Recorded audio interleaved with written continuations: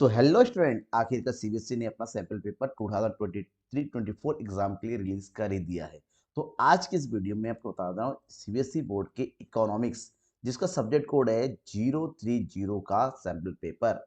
देखिए, बहुत सारी अटकलें लगाई रही थी, रिमर्स फैल रहा था, सीबीएसई बोर्ड ने अपना पैटर्न में बदलाव किया है, एमसीक्यूज बढ़ रहे हैं, ठीक है, थ्योरेटिकल क्वेश्चन जो है वो कम हो रहे। एक्चुअली में ऐसा कुछ नहीं हुआ। जो सैंपल पेपर आया है, ये सैंपल पेपर ठीक पहले जैसा कि 2022-2023 का पेपर था, यानी कि लास्ट ईयर का जो सैंपल पेपर था, बिल्कुल वैसा ही कुछ रहा। तो सैंपल पेपर को पढ़ेंगे और समझेंगे कुछ कुछ क्या नया दे रखा है, क्वेश्चन का पैटर्न कैसा रहने वाला है, किस तरह का क्वेश्चन पेपर हमारा बनने बनने वाला है, क्योंकि कहीं ना कहीं जो बोर्ड एग्जाम का पेपर बनेगा वो कुछ इसी तरह का बनेगा। ठीक है ना, यूं कहे कि बोर्ड एग्जाम में जो पेपर आएगा उसका एक डिक्टो क्वेश्चन दे रखा है, बस नाम क्वेश्चन उसमें बदल जाएगा। ठीक है, क्वेश्चन पेपर में वही सेम है, आपका मैक्सिमम मार्क्स हो है आपका 80 मार्क्स से, ठीक है ना, जिसमें आपका 20 मार्क्स का एमसीक्यूज दिया हुआ है और बाकी 60 मार्क्स का जो है लॉन्ग क्वेश्चन आता है। रखे क्वेश्चन पेपर के लिए सॉल्व करने के लिए टाइम मिलने वाला 3 घंटा प्लस 15 मिनट आपको जो एक्स्ट्रा टाइम मिलता है रीडिंग करने के लिए, वो तो है ही है। ठीक है, जैसा कि आपको पता है कि आपका जो इकोनॉमिक्स की जो बुक है, इकोनॉमिक्स का सिलेबस है, दो ग्रुप में बटा हुआ, दो ग्रुप में, एक है मैक्रो और एक इंडियन इकोनॉमिक डेवलपमेंट। दोनों ही 50-50 है, यानी कि 40 मार्क्स का मैक्रो इकोनॉमिक्स में और 40 मार्क्स का इंडियन इकोनॉमिक डेवलपमेंट से आने वाला है। तो हम बात करते हैं क्वेश्चन का पैटर्न कैसे होने वाला है। सबसे पहले 20 एमसीक्यूज आएंगे आपके, 20 यानी कि 10 क्वेश्चन मैक्रो से और 10 क्वेश्चन इंडियन इकोनॉमिक डेवलपमेंट से। उसके बाद 4 क्वेश्चन आएंगे 3 मार्क्स वाले, जिसको 60 टू 80 वर्ड्स में आपको आंसर लिखने हैं। दैट मीन्स 2+2 होगा, 2 मैक्रो में और 2 आईडी में। 6 क्वेश्चन आएंगे आपके 4 मार्क्स वाले, जिसके आंसर आपको 80 टू 100 वर्ड्स में देने होंगे। और 4 क्वेश्चन आएंगे लॉन्ग, यानी कि 6 मार्क्स वाले, जिसका आंसर आपको 100 टू 150 वर्ड्स में देने होंगे। ये आपका कंप्लीट पैटर्न होगा। ठीक है ना, समझ में आ गया। अब रखते हैं इस साल का पेपर किस तरह का होने वाला है, उसका क्योंकि आइडिया होना चाहिए। चलिए सैंपल पेपर को जल्द से जल्द सैंपल पेपर को हम बनाए। मैं कोशिश करूंगा क्वेश्चंस को, उसके आंसर को कंप्लीट एक्सप्लेनेशन देने की, क्योंकि सीबीएसई ने साथ साथ सैंपल पेपर के साथ साथ उसका क्वेश्चन पेपर भी आपको दिया है, यानी कि पूरी मार्किंग स्कीम दी है कि किस तरह से मार्किंग की जाएगी विद आंसर्स। ठीक है, तो मैं उन आंसर को आपको दिखाऊंगा हर एक क्वेश्चन को। सबसे पहले शुरुआत करेंगे मैक्रो इकोनॉमिक सेक्शन से। मैक्रो इकोनॉमिक्स में पहला जो क्वेश्चन है वो एमसीक्यू, पहला क्वेश्चन नंबर 1 से लेकर क्वेश्चन नंबर 10 तक सारे एमसीक्यूज होंगे। पहला एमसीक्यूज क्या है, read the following statement carefully. दो स्टेटमेंट दे रखे, स्टेटमेंट 1 और statement 2। First statement, consumption function assume that consumption changes at the constant rate at income changes. मतलब जितना इनकम चेंज होता है उसी बेस पे कंजप्शन में भी चेंज होता है। ये बिल्कुल सही स्टेटमेंट है। अब बताना, क्योंकि स्टेटमेंट में यही होता है कि आपको बताना है कौन सा सही है कौन सा गलत है, दोनों सही है दोनों गलत है, देखिए ऑप्शन में पता चल जाएगा। State number 2, autonomous consumption is the ratio of total consumption to total. बिल्कुल नहीं, ऑटोनोमस कंजप्शन वो होता है जब इनकम जीरो होने पर भी जो खर्च होता है कंजम्पशन, यानी कि at the level of zero level of income the consumption is known as autonomous consumption. Right, इसका मतलब ये हुआ कि आपका पहला सही है दूसरा वाला गलत है। अब ढूंढना है right answer, that is statement 1 is true and second is false. ये हमारा पहला ऑप्शन है, इसमें सही हो रहा है, option number A is right. Okay, next question. For a closed economy with no foreign trade, एक ऐसी इकोनॉमी जहां फॉरेन ट्रेड नहीं होता, हम फॉरेन के साथ नहीं करते हैं, तो ऐसी इकोनॉमी के लिए कौन सा ऑप्शन करेक्ट होगा। We are GDP equal to GNP, GDP is greater than GNP, GDP is smaller than GNP, या GDP plus GNP equal to zero. ध्यान में रखिएगा, जहां पर क्लोज इकोनॉमी है, फॉरेन के साथ बिजनेस नहीं होता है, क्योंकि डोमेस्टिक इनकम में net factor income from abroad add करेंगे तब जाके वो नेशनल इनकम बनता है। जब नेट फैक्टर इनकम कुछ है ही नहीं, इसका मतलब डोमेस्टिक और नेशनल दोनों इक्वल होगा, तो इसका मतलब राइट आंसर हमारा कौन सा होगा, option number A, GDP equal to GNP. Right, आपको किसी को भी ये सैंपल पेपर चाहिए, आप कहां से डाउनलोड करेंगे, उसका लिंक मैंने डिस्क्रिप्शन में दिया हुआ, वहां जाइए डाउनलोड कर सकते हैं। ठीक है, अब हो गया next question number 3। The value of can be greater than 1, किस चीज की वैल्यू एक से ज्यादा हो सकती है। ऑप्शन है marginal propensity to consume, that is MPC, average propensity to consume, that is APEC, marginal propensity to save, MPS and APS। तो हमारा राइट आंसर होगा यहाँ पर जो APC होता है वो आपका 1 से 1 हो सकता है, वो भी उस केस में जब कंजप्शन और इनकम दोनों ही क्या होता है, बराबर होता है। Right, question number 4। As per the Reserve Bank of India RBI press report dated 29 December 2022, next external commercial borrowings to India recorded an outflow, outflow मतलब of $4 billion in the second quarter, second flow में जो हमारा जो outflow है, मतलब borrowings है, वो कुछ रिकॉर्ड किया आउटफ्लो, मतलब बाहर बाहर की ओर गया है, कम हुआ है। ये होता है the above transaction will be recorded in which account, यहाँ पर बताना कौन से अकाउंट में और अकाउंट के किस साइड एंट्री होगी। तो करंट अकाउंट, क्योंकि बोरोइंग्स है तो बोरोइंग्स का कैपिटल होता है, लॉन्ग टर्म होता है, तो पहला करंट तो होगा नहीं, ये दोनों गलत है। अब आता है कैपिटल, ये भी कैपिटल है, ये भी कैपिटल, दोनों में से कौन सा होगा। बात की जा रहा है कि आउटफ्लो हो रहा है यानी कम हो रहा है, दैट इज ऑप्शन नंबर कौन सा राइट होगा। ये होगा ऑप्शन नंबर डी, ठीक है ना, ये राइट होगा। Question number 5, the value of all goods and services can be express in monetary units. Her goods को मॉनेटरी यूनिट्स में कन्वर्ट कर सकते हैं, तो आपको बताना है कि इसमें से कौन सा फंक्शन है। दैट इज जब किसी भी चीज को मॉनेटरी यूनिट्स में कन्वर्ट किया जाता है तो वो जो फंक्शन होता है ना, वो होता है unit of account, right. Next, find the missing figure and choose the correct alternative. आपको पता है मिसिंग, ये जो है ना आपका, ये है क्रेडिट क्रिएशन की mechanism, mechanism of credit creation, जहाँ आपको बताया जाता है कितना सीआरआर या रिजर्व रेशियो काटने के बाद कितना लोन प्रोवाइड किया जाता है। यहाँ पर रिजर्व रेशियो कितना तरह का 20%, यानी कि डिपॉजिट, इनिशियल डिपॉजिट में से 20% माइनस करने के बाद लोन प्रोवाइड किया जाता है। जैसे 1000 का 20% 200 होता है, माइनस किया 800 होगा। अब 800 में से 160 माइनस कर देंगे तो कितना बचेगा, यहाँ पर हमारे पास बचेगा 640, ठीक है ना। यानी कि पहला आंसर 640 है, पहला आंसर इसमें भी सबसे, यानी कि ये वाला गलत है, ठीक है ना। अब बात करेंगे टोटल कितना होगा। देखिए सीआरआर जितना होगा, यानी कि रिजर्व रेशियो जितना होगा, तो फार्मूला लगाएंगे कितना गुना, तो हमारा जो डिपॉजिट होगा उसके लिए हमें मल्टीप्लाई निकालना पड़ेगा। जैसे फार्मूला 1/LRR होता है, ये कितना है 20%, 1/20%, दैट इज हमारा आंसर हो जाएगा यहाँ पर 5। क्यों, 5 हटाया, 2 जीरो बढ़ाया, 25 5 गुना, यानी कि जो डिपॉजिट होगा उसका 5 मल्टीपल में हमारा टोटल होगा। 5 मल्टीपल में कितना आ जाएगा, यहाँ पर हमारा आंसर होगा 5000, ठीक है। 5000 किस में है, यहाँ पर, यानी कि ऑप्शन नंबर हमारा कौन सा सही हो रहा है, डी। बाकी कैलकुलेट करने की जरूरत नहीं, क्योंकि यहीं पर हमारा आंसर आ गया, ठीक है। 6 का ऑप्शन क्या है, डी, राइट। अगर ये समझ में नहीं आया तो डिस्क्रिप्शन में मैंने इसका लिंक दिया हुआ है, आप देख सकते हैं, वहां से समझ जाएगा। Next, graphically average aggregate demand, that means AD shortcut में बोलते हैं, function can be obtained by vertically adding. तो एडी को किन किन चीजों को ऐड करके मिलता है, मतलब that is consumption and saving, consumption investment, हमारा राइट आंसर होगा aggregate demand is always sum total of consumption and investment, so here the answer is B. Now 8, identify the correct reason that may affect the demand of foreign exchange.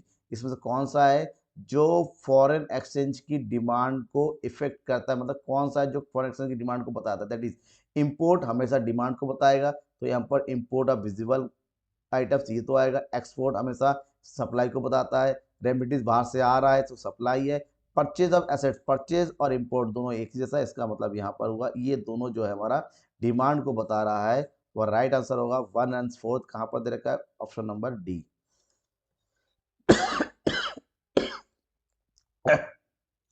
Sorry. तो here question number 9, suppose for a given economy, एक economy के लिए दे रखा है हमारा supply और investment, ठीक है, सेविंग फंक्शन है ये, -60 प्लस 0.1 और हमारी इकोनॉमी इक्विलिब्रियम लेवल निकालना है। इस इक्विलिब्रियम लेवल में हमेशा I equal to S equal to I होगा, इसका मतलब हो गया -60 plus 0.1 Y equal to 4000, right. Solve कीजिए, 60 इधर चला जाएगा, 0.1 वाई इक्वल टू 4000 माइनस इधर जाएगा प्लस का, यानी कि 4060। अब ये कैलकुलेट करेंगे, पॉइंट उधर जाएगा, डिवाइड का बन जाएगा, तो 0.1 पॉइंट हटाया, 0 बढ़ाया, तो आंसर इज 40,600, ठीक है ना, 40,600। और यहाँ पर राइट आंसर है 40,600, कहाँ पर है, ये option number C. Now read the given chart carefully and choose the correct alternative. हमको पढ़ना है, अल्टरनेटिव बताना है। कैपिटल अकाउंट के 3 पार्ट दे रखे हैं, investment, external borrowings, external assistance. Investment के 2 पार्ट होते हैं, डायरेक्ट इन्वेस्टमेंट, तो आप दूसरा क्या, एक होता है डायरेक्ट इन्वेस्टमेंट और दूसरा होता है इंस्टीट्यूशनल इन्वेस्टमेंट, जिसको हम दूसरे नाम से जानते हैं पोर्टफोलियो इन्वेस्टमेंट, ठीक है। शॉर्टकट में इसको बोलते हैं FII, फॉरेन इंस्टीट्यूशनल इन्वेस्टमेंट, और इसको बोलते हैं FDI, foreign direct investment, right, option number C. अब क्वेश्चन नंबर 11, क्वेश्चन 11 क्या बोल रहा है, current account deficit in the economy must be financed by corresponding capital account surplus. Current account की जो डिफिसिट होता है वो हमेशा कैपिटल अकाउंट कॉरस्पॉन्डिंग होता है, फाइनेंस किया जाता है। Do you agree with statement? अब इसका आंसर बताना है। इसका आंसर क्या होगा? राइट आंसर अगर बात करें तो इसके आंसर हम इस तरह से देख सकते हैं। 3 मार्क्स का है। Yes the statement can be agreed upon since the accounting sense के अकाउंट देखें कैरेंट अकाउंट और कैपिटल अकाउंट का टोटल करते हैं तो ये हमेशा किसके बराबर हो जाएगा? जीरो का अकाउंट बराबर। Even economy is facing the situation of current account deficit the same must be finance through the surplus. इससे कैपिटल अकाउंट अगर सरप्लस में आ जाएगा और ये हमारा दोनों क्या करेगा? जीरो के लेवल में लेके आएगा, राइट। अब नेक्स्ट क्वेश्चन, नेक्स्ट क्वेश्चन क्या दे रखा है हमें? नेक्स्ट क्वेश्चन में दो ऑप्शन, एक या तो हमें न्यूमेरिकल क्वेश्चन सॉल्व करना है या तो हमें यहाँ पर इसकी डेफिनेशन देनी है। न्यूमेरिकल क्वेश्चन में हमसे कहा जा रहा है डोमेस्टिक इनकम निकालने के लिए, यानी कि हमसे पूछा गया है एनडीपी-एफसी निकालने के लिए। आइटम दे रखा है, देखिए सारे के सारे एक्सपेंडिचर मेथड के हैं। जब एक्सपेंडिचर मेथड के होते हैं जितने भी एक्सपेंडिचर ऐड कर देंगे, इससे हमें क्या होगा? जीडीपी एमपी आ जाएगा। मतलब सबको ऐड कर देना। जीडीपी एमपी निकालने के लिए क्या ऐड करेंगे? ये हो गया 600, ठीक है ना, ये हमारा 600 हो गया, ये हो गया हमारा, कि इन दोनों के मिला के फिर ग्रॉस डोमेस्टिक फॉर्मेशन बनता है, तो 600 प्लस 200। अब फार्मूले में कैसे अप्लाई करेंगे? कुछ ये देखिए,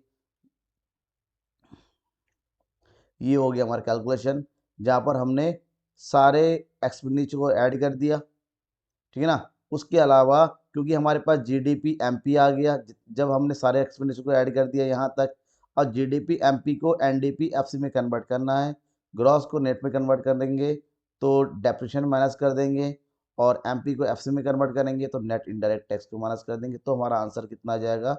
840। इतना करेंगे तो आपका फार्मूला लिखने का 1.5 मिलेगा और कैलकुलेशन का बाकी 1.5 मिलेगा, यानी कि ऑप्शन आपको वन, अगर आंसर गलत भी है तब भी आपको 2.5 नंबर मिल जाने हैं, ठीक है। अब बात करते हैं सेकंड इसके ऑप्शनल क्वेश्चन की। इसमें कह रहा है मीनिंग निकलना है, एक्सटर्नलिटीज क्या होती है, ऑपरेटिंग सरप्लस क्या होता है और कंजप्शन। हर एक पॉइंट आपको 1 मार्क्स का है, तो इसका आंसर हम क्या लिख सकते हैं? देखिए इसका आंसर दे रखा है, ये भी सीबीएसई का ही दिया हुआ आंसर है। एक्सटर्नलिटीज क्या होता है? Externalities refers to the benefits, और पॉजिटिव हो सकता है या फिर नेगेटिव भी हो सकता है, which are caused by the one entity to another without being paid penalized for. दूसरा है ऑपरेटिंग सरप्लस, ये क्या होता है? सम टोटल होता है रेंट, रॉयल्टीज, इंटरेस्ट और प्रॉफिट का। चौथा क्या है? कंजप्शन गुड्स क्या होता है? Goods which are consumed by the ultimate consumer और meet the immediate need of the consumer are called consumption goods, ठीक है ना। ये इसका बेसिक मॉडल आंसर है, आप यहाँ से नोट भी कर सकते हैं, आप स्क्रीनशॉट लेके भी रख सकते हैं। नेक्स्ट क्वेश्चन, क्वेश्चन नंबर 13, ये है हमारा 4 मार्क्स का क्वेश्चन। 4 मार्क्स क्या क्या कह रहा है पर? For the hypothetical economy the government increase the investment expenditures 1000 if the value of MPC falls from 0.25 to 0.10, calculate the value of increase the economy. तो बताना है कि इनकम हमारा कितना इंक्रीज होगा, इनकम हमारा कितना इंक्रीज होगा, हमें ये बताना है। तो सबसे पहले तो बात ये है कि हमारा क्या है, इन्वेस्टमेंट हमारा इतना हो गया, तो आप ये बताइए ये हमारे पास क्या दे रखा है? डेल्टा आई दे रखा है 1000, that is delta I equal to 1000, ठीक है। अब if the value of MPC MPS fall from, इतने से इतना हो गया, ठीक है। तो कैसे सॉल्व करेंगे? देखिए सॉल्यूशन भी इसका गिवन है प्रॉपर वे में, ठीक है। सबसे पहले हम क्या करेंगे? पहले हमारा जो एमपीएस था उससे हम मल्टीप्लाई निकालेंगे। अगर एमपीएस 0.25 है तो मल्टीप्लाई आएगा 4, इसका मतलब था इन्वेस्ट इन 4 मल्टीपल में हो जाएगा, यानी कि 4000 हो जाएगा। अब हमारा एमपीएस है 0.10, मल्टीप्लाई है 10, तो इसका 10 मल्टीप्लाई कर देंगे तो कितना होगा? 10,000। इसका मतलब हमारा इनकम कितना इंक्रीज होगा? 4000 से 10,000। The right answer is 4000 minus, that is हमारा, देखो हर एक स्टेप करने के आपको 1 मार्क्स मिल जाएगा। Okay, next question. Next question भी दो पार्ट में बना हुआ है, दोनों में से कोई एक करना है। In an economy x and aggregate demand is more than x and aggregate supply. जब भी इकोनॉमी का ध्यान रखिएगा एक्स एंड एग्रीगेट डिमांड ज़्यादा होता है एक्स एंड एग्रीगेट सप्लाई से, इसका मतलब इकोनॉमी में क्या है? इन्फ्लेशन है। Elaborate the possible impact of same on the level of output. इससे बताना है कि इससे इनका आउटपुट पर, इनकम पर, एम्प्लॉय पर क्या इफेक्ट पड़ने वाला होता है, राइट। तो हम बात करते हैं इसके इफेक्ट की। अगर एग्रीगेट डिमांड ज़्यादा हो जाता है इसका मतलब जाहिर सी बात है कि जो planning to consumption more than from expect it will lead to unintended fall in the inventory, इस इन्वेंट्री हमारी कम हो जाएगी क्योंकि डिमांड ज़्यादा है, तो क्या हुआ, इससे धीरे धीरे प्राइस लेवल बढ़ेगा और इकोनॉमी में क्या आ जाएगी हमारा the restore the desire invent level the inventories producer में एक्सपेंड प्रोडक्शन, इससे शायद प्रोडक्शन बढ़ेगा, लेकिन इन फ्यूचर इन प्रेजेंट जो प्राइस जो होता है हमारा बढ़ता हुआ चला जाएगा। सेकंड क्वेश्चन क्या है इसका, with the objective of reduce inflation, Reserve Bank of India may promote the commercial banks to park their surplus fund with it। आपको बताना है कि इन्फ्लेशन को रिड्यूस करने की आरबीआई का जो ऑब्जेक्टिव है, इससे जो कमर्शियल बैंक में सरप्लस फंड बनाने के लिए क्या करता है जो ये मजबूर करता है, ठीक है ना। Discuss the rational behind the step take, आपको बताना है आरबीआई ऐसा क्यों करती है कि इन्फ्लेशन कंट्रोल करने के लिए कमर्शियल बैंक की जो मनी है उसको कंट्रोल क्यों किया जाता है, उसकी फंड को क्यों कटौती की जाती है। आंसर आपके सामने यहाँ पर गिवन है, देखिए ये ऑप्शन नंबर बी का आंसर। आंसर को पढ़िए, पढ़ के देखिए, समझ में नहीं आता है तो बिल्कुल पूछिए, ठीक है। नेक्स्ट क्वेश्चन नंबर, अब यहाँ पर देखिए न्यूमेरिकल बेस्ड क्वेश्चन है। On the basis of given calculate the value, आपको फिजिकल डिफिसिट निकालना है, प्राइमरी डिफिसिट निकालना है। फिजिकल डिफिसिट में केवल फिजिकल आइटम आ जाएगा, प्राइमरी डिफिसिट फिजिकल डिफिसिट में सारे देखिए रेवेन्यू रिसिप्ट दे रखा है, कैपिटल एक्सपेंडिचर, डिफिसिट मतलब क्या होता है एक्सपेंडिचर माइनस रिसिप्ट, ये एक्सपेंडिचर है, ये रेवेन्यू डिफिसिट है, ठीक है ना। रेवेन्यू डिफिसिट हमारे पास गिवन है, रेवेन्यू रिसिप्ट भी गिवन है। अब इसको सॉल्व करने के लिए हमारे पास क्या था, सॉल्यूशन गिवन है, इजी सॉल्यूशन है।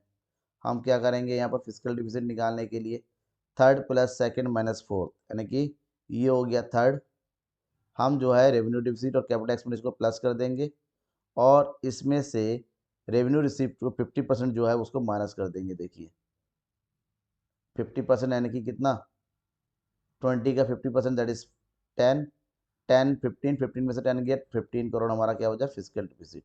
और फिजिकल डिफिसिट में से जैसे ही आप इंटरेस्ट पेमेंट को माइनस कर देंगे हमारा प्राइमरी डिफिसिट आएगा। इतना करने के आपको 3 मार्क्स मिल जा रहे हैं। Next, explain the economic stability object of government budget, आपको बताना है गवर्नमेंट बजट किस तरह से इकोनॉमिक स्टेबिलिटी को स्टेबलेट करती है, ये एज ए ऑब्जेक्टिव क्या होगा, ठीक है ना। तो ये दे रखा है the government you need to carry the fluctuation, तो गवर्नमेंट अपने जो है बजट बनाती है, उस बजट के थ्रू इस तरह से ऑपरेट करती है ताकि लोगों का जो है,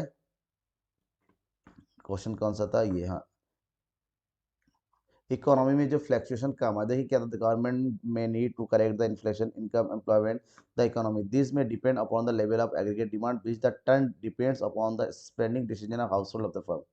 To stabilize the economy under the state inflation deflation, government may alter the taxes, tax और इन्फ्लेशन अकॉर्डिंग को कुछ कुछ चेंज कर सकती है। नेक्स्ट क्वेश्चन इसी में, under the Ayushman Bharat scheme the government provide, ये आपका 3 मार्क्स के 2 क्वेश्चन है, ठीक है ना, 6 मार्क्स के हैं।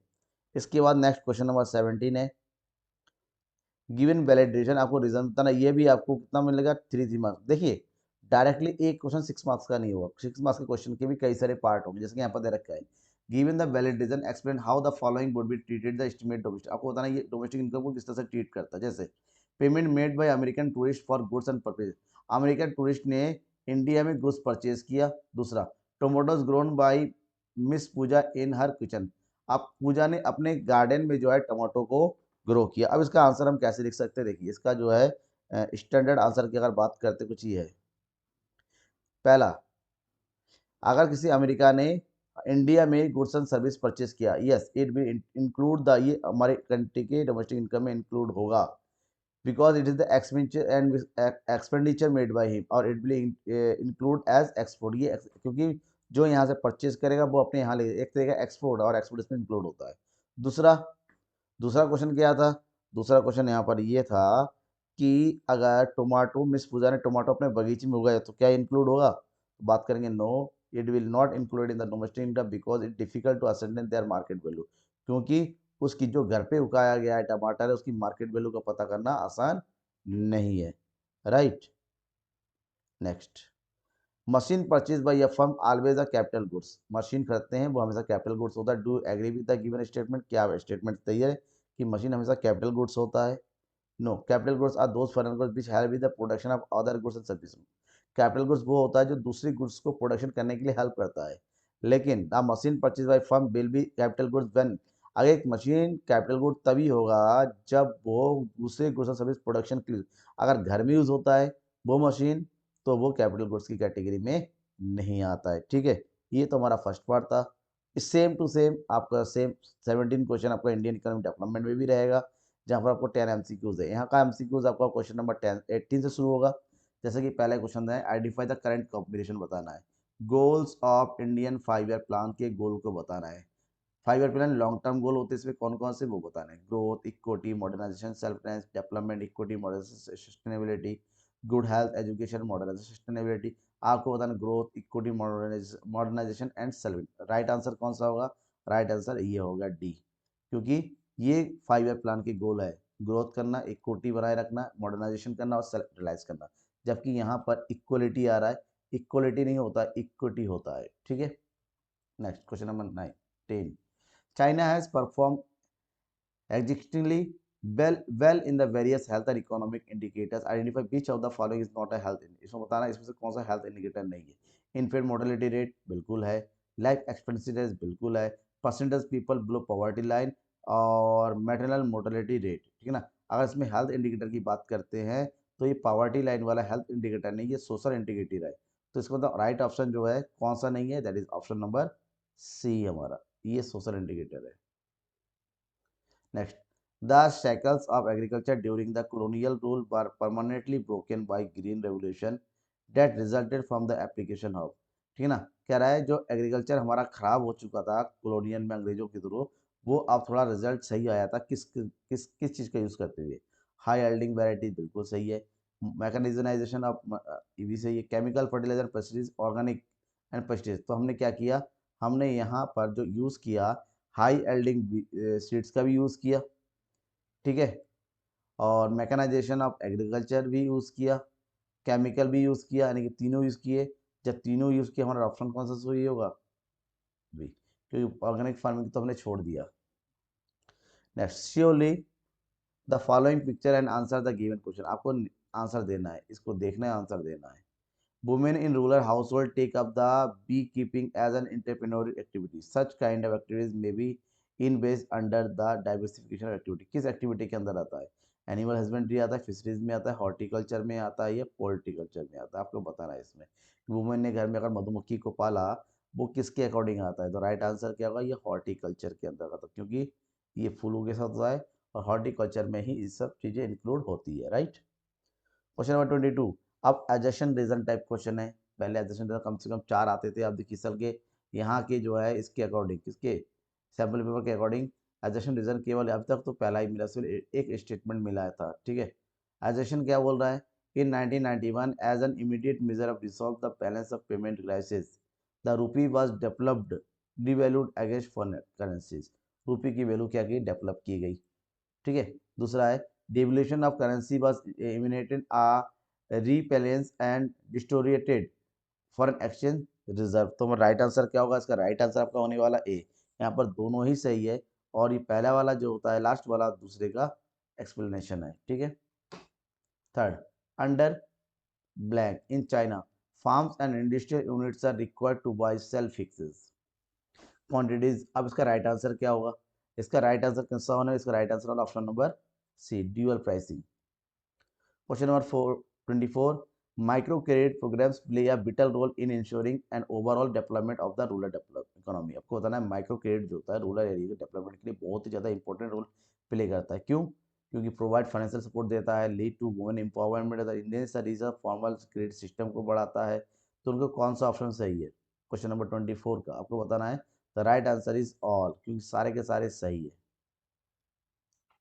25, which may be defined as the measure of extent of demographic participation in the social and political decision making।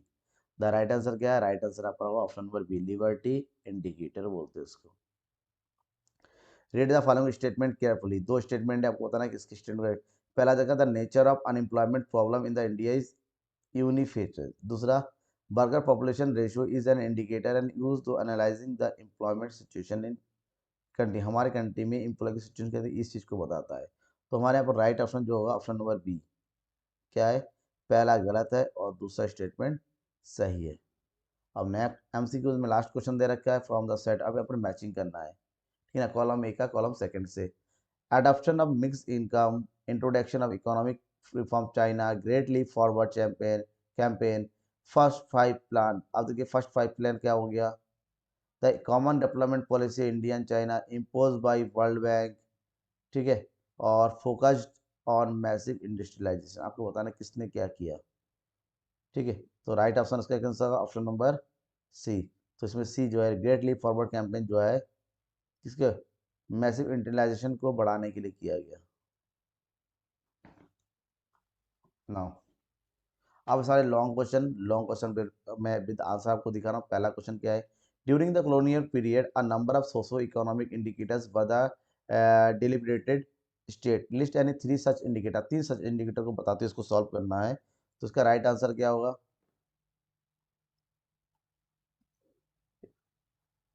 ये है इंडिया डेमोग्राफिक इंडिकेटर्स बता रहे, जैसे ओवरऑल लिटरेसी लेवल हमारा बहुत कम था, लाइफ एक्सपेक्टेंसी के साथ जो है 32 ईयर्स के बिलो था, इन्फेंट मोर्टेलिटी हमारी बहुत ज़्यादा थी, ये जो है इंडिकेटर्स को बताता है। Next, the pre independent India occupational structure experience growing regional variation, justify the above statement with the valid reason. Right क्या आंसर होगा कि the pre independent India occupied structure experience growing regional variation, क्या आ गया इसमें, parts of Madras presidency, Bombay, Bengal witness, ठीक है ना, क्लियर। जो ऑप्शन राइट आंसर है वो तुरंत इसका। अब बात करते हैं क्वेश्चन नंबर 29 की। ये थोड़ा केस स्टडी है। Rabia was initially working as an office clerk firm in the pursuit to attain a higher position and income. She attended a few on-job training sessions. This session contributed positively to her skill है, इससे उसकी skill हुई। तो training से skill expert बस, इससे क्या होता है, एक्सप्लेन द इम्पैक्ट ऑफ राबियाज डिसीजन, ह्यूमन कैपिटल में उसका क्या इम्पैक्ट रहा आपको बताना है, एक्सप्लेन करना है। तो ऑन द जॉब ट्रेनिंग हमेशा क्या कराता है, ह्यूमन कैपिटल को फॉर्माता है, कैपेसिटी को बढ़ाता है, ठीक है। ये देखिए इसका आंसर है क्वेश्चन नंबर 29 का। ना question number 30, in the 1970 China introduce one child policy to let the arrest the population, ताकि चाइना की पॉपुलेशन बहुत ज़्यादा कम हो, तो उसके लिए उन्होंने वन चाइल्ड पॉलिसी लगाया। आपको बताना है क्या ये स्टेटमेंट सही है, आर्गूमेंट सही है, आपको बताना है। China is the most populous country in the world, the annual population growth rate was very high, the third child norm introduced in the late 1990 in the major reason for in population growth rate, ठीक है ना।